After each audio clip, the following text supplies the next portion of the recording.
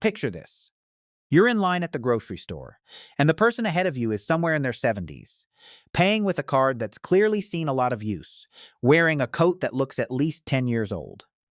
Later in the parking lot, you notice their car has well over 150,000 miles on it. And your brain does what brains do. It jumps to conclusions.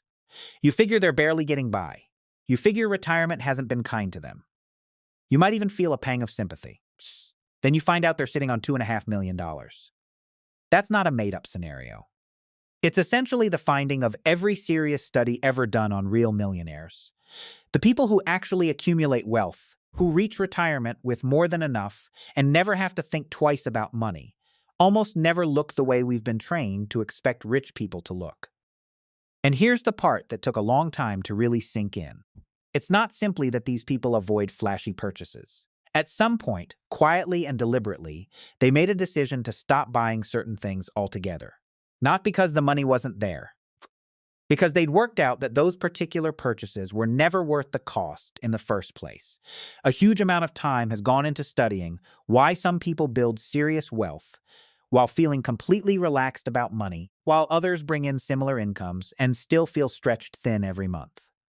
And what's coming next is one of the more genuinely useful patterns to come out of that research. This isn't a list of 7 luxury items to avoid. Nobody needs to be told to skip buying a yacht. These are small, sneaky, everyday expenses that feel sensible, feel unavoidable, feel like standard adult life. And the wealthiest retirees studied here have, one by one, cut every single one of them out. Once this pattern is visible, it's genuinely hard to unsee. It might even change the way you read your own bank statement by the time this is over. So let's get into it, one at a time. Number 1, and this is a classic, extended warranties. You buy a new washer, a new laptop, a new car, and there's always that moment at the counter or now in a checkout pop-up asking if you'd like to add coverage. 3 years of protection for another couple $100, and most people say yes. Because what if it breaks? What if something goes wrong? It feels like buying peace of mind. Here's the reality, though. Extended warranties are, by the numbers, among the worst financial products regularly sold to consumers. And that's not an exaggeration. Retailers don't push them out of generosity. They push them because the profit margin on a warranty is often bigger than the margin on the product itself. Sit with that for a second. The store frequently makes more money insuring your blender than it does selling you the blender. Wealthy retirees, the ones who've actually sat down and run the numbers over the decades, have largely walked away from these products entirely. And it's not because they're being cheap. Many of them could cover the cost of 10 broken washing machines in a row without even noticing. It's because they understood a fairly simple principle. Self-insurance beats microinsurance. If there's an emergency fund in place, if there's some kind of financial cushion, there's no real need to pay a company a premium to shield you from a $200 repair bill. You simply pay for the repair using money you already have sitting there. There's a story about a 78-year-old man worth several $1,000,000, still driving an old pickup truck, who put it this way. He'd never once bought an extended warranty, and every year he skipped one was basically a small bet he'd won against the insurance company. And that's exactly what it is, a bet. And the house, meaning the company selling the warranty, always stacks the odds in its own favor. So here's the practical move. Next time that pop-up shows up asking about protection, pause and ask yourself, could I absorb this cost comfortably if it broke tomorrow? If yes, you're already your own insurance company. And unlike the real one, you don't need to charge yourself a profit margin. Number 2 is a little more uncomfortable to talk about. The status upgrade. The bigger house when the smaller one worked fine. The luxury car when the reliable one did everything it needed to. The premium version of nearly everything. The premium credit card, the premium streaming tier, the seat upgrade nobody actually needed. As income climbs, there's a constant pull to upgrade your whole life to match it. Quietly wealthy retirees, the ones whose net worth doesn't match their appearance, tend to hit a point, often in their 40s or 50s, where they simply stop doing this. They stop chasing the next upgrade. And it's not because they can't afford it. Plenty of them could buy the premium version of anything 10 times over. They just stopped seeing the appeal. There's a term in behavioral finance for this: lifestyle inflation, sometimes called the silent wealth killer. Every time income rises, spending tends to rise right along with it, almost automatically. almost invisibly, so the gap between what you earn and what you actually keep never really widens. A raise arrives, and suddenly the car feels outdated. A bonus lands, and suddenly the kitchen needs redoing. None of these choices feel irrational. In the moment, they feel earned, deserved. That's exactly what makes lifestyle inflation so dangerous. It never feels like a mistake while it's happening. The people who build real, lasting wealth broke that pattern somewhere along the way. They let their income climb, sure, but they capped their spending well below it, and they funneled the difference straight into investments instead. Boring, unglamorous, barely visible investments that nobody else could even see. 2 or 3 decades later, that unremarkable, unglamorous gap between income and spending turns out to be the entire reason they're sitting on millions of dollars, while a neighbor with the nicer car is still clocking in to work at 72. This one hits close to home for most people, honestly. It's easy to upgrade an apartment or a car right after a strong income year and justify it 6 different ways in the moment. It feels smart at the time. Looking back, it's usually lifestyle inflation, dressed up as a reasonable decision. The point here isn't never upgrade anything. It's this. Before any upgrade, ask whether it's genuinely improving your life, or whether it's just matching your spending to your income, because that seems like what's expected. If you can't answer honestly, wait 30 days and ask again. Number 3 is more physical. It's about the actual stuff piling up in closets, garages, and storage units. Most people buy multiples of things just in case. Extra kitchen gadgets, backup electronics, a third or fourth set of tools when one already sits unused, clothes bought on sale rather than out of need. Each purchase feels small, $20 here, 40 there, so it never registers as a real financial decision. It's just stuff. Wealthy retirees, especially the ones who built their fortune slowly rather than inheriting it, tend to have an almost surgical relationship with possessions. They buy less, but what they do buy is better made and lasts longer. And more importantly, this is the part most people overlook. They stopped buying just in case a long time ago. They buy when something is actually needed, not in anticipation of some hypothetical need that might never even show up. Why does this matter so much? Because just in case spending functions as a tax on uncertainty, one that gets paid quietly, in small amounts, for decades. Every unnecessary duplicate purchase is money that could have compounded instead. And that's meant literally. $100 spent today on something unneeded isn't just $100 gone. Invested instead at a reasonable long-term return. That same $100 could grow into several hundred over a couple of decades.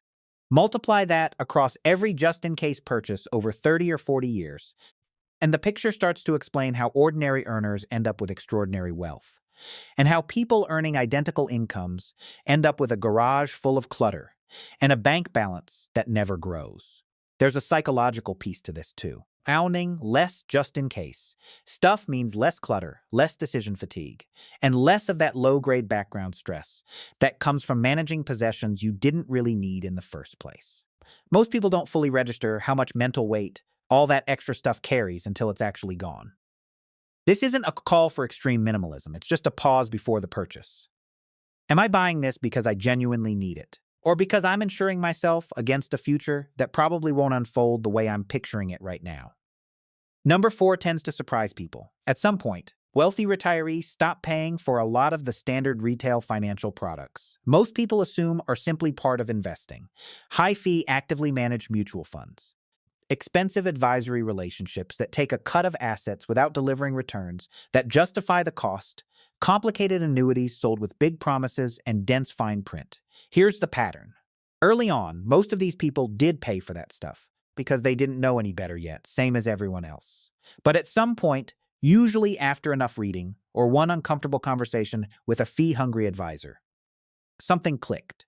They realized fees compound just as powerfully as returns do, only in the opposite direction. A 1% or 2% annual fee doesn't sound like much, but stretched over 30 years, that same 1% or 2% drag can quietly eat a shocking share of total returns. Potentially hundreds of thousands of dollars, sometimes more, siphoned off slowly enough to go almost unnoticed. So what did they switch to instead? Overwhelmingly, low-cost index fund investing. Simple, unglamorous, broad market exposure held for decades and mostly left alone. Not because it's thrilling. It's about as exciting as watching paint dry.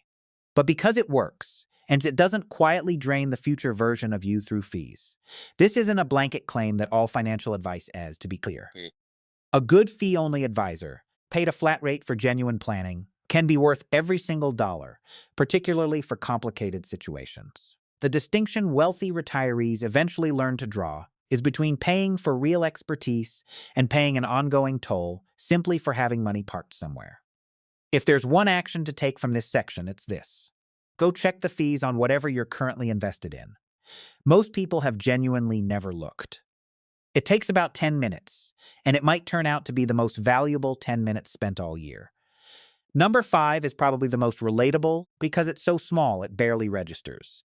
The daily convenience tax, the coffee, the delivery fees, the little subscriptions quietly still being paid for, the impulse buys that feel like nothing in the moment. This isn't an argument for never buying coffee again.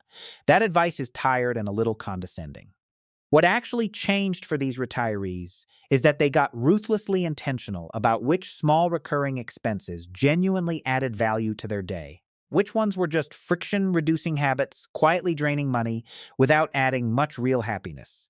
There's research behind this, hedonic adaptation. The idea that people adjust incredibly fast to small conveniences. The 5th food delivery order of the week delivers almost none of the joy the first one did, yet costs almost exactly the same. Spending stays constant. Satisfaction doesn't. Wealthy retirees tend to audit this periodically, not obsessively, not tracking every penny in a spreadsheet, but every so often asking themselves whether a given subscription, habit, or convenience is still worth it. They cut what isn't, without guilt or drama. It's not deprivation, it's editing. And here's the genuinely nice part of all this. Because they trim what isn't adding value, they usually still spend generously on what does. Good meals with the people they love, travel that actually matters to them. It isn't restriction for its own sake. It's about making sure the money leaving the account is buying something real, instead of just buying the absence of a small bit of friction. One small action to try. Pick a single recurring expense this week and genuinely ask whether it's earning its place in your life. Not whether it's affordable, whether it's actually worth it. Number 6 might be the starkest of the 7, because the math is almost comical. New cars. A new car loses a huge chunk of its value almost immediately, often around 20% in the first year alone, and keeps depreciating steeply for years after that. Buying a brand new car isn't really buying transportation. It's buying the single most expensive slice of its depreciation curve and handing that cost to yourself. Wealthy retirees, when you actually watch their behavior rather than assume from their net worth, tend to drive vehicles that are several years old, fully paid off, and completely unremarkable, invisible even as any kind of status marker. That's exactly the point. They figured out long ago that a car is a tool for getting from place to place, not a scoreboard for how well life is going. The stereotypical image of a millionaire, the sports car, the expensive watch, the tailored suit, is nearly the opposite of reality for most actual millionaires. The data consistently shows self-made wealthy people lean heavily toward used, practical, paid-off vehicles.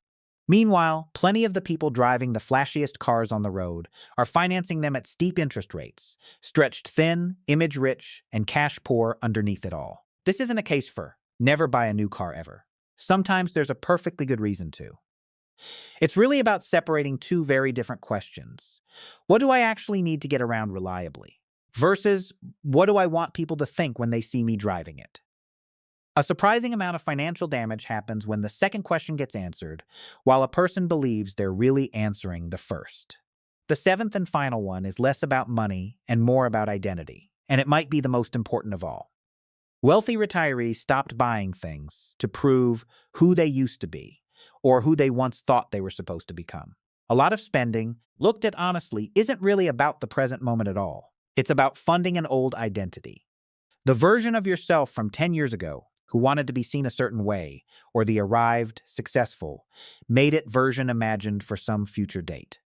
And so purchases keep getting aimed at that imagined person, instead of the actual person sitting in the room right now, with real needs, real values, real priorities. The wealthiest, most at-peace retirees tend to have done real internal work on this front. They let go of buying for who they used to want to be, and started spending deliberately, calmly, on the life they were actually living.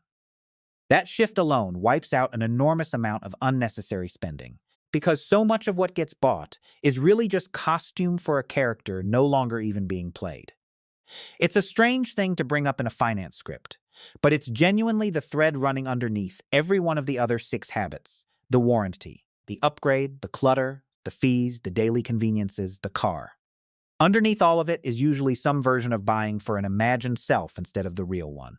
So pulling it all together, extended warranties, status upgrades, just-in-case stuff, high-fee financial products, the daily convenience tax, brand new cars, and spending aimed at some imagined version of yourself rather than the person actually living your life right now. 7 habits, and none of them are exotic. None require a secret income stream or an inheritance. They're ordinary decisions, made just slightly differently, compounded quietly over decades. That might be the most encouraging part of all this. Real wealth, the kind that lets someone retire calm instead of retiring scared, isn't usually the result of one dramatic, brilliant move. It's built from a string of quiet, unremarkable choices, repeated consistently for a long time. Nobody applauds when someone skips the extended warranty. Nobody notices when the same car is still running 11 years later. But those choices, stacked over decades, are the actual engine behind nearly every quietly wealthy person out there. None of this needs to change overnight, and honestly, trying to overhaul all 7 at once usually backfires. Just pick one, whichever one stung a little on the way through, and sit with it for this week.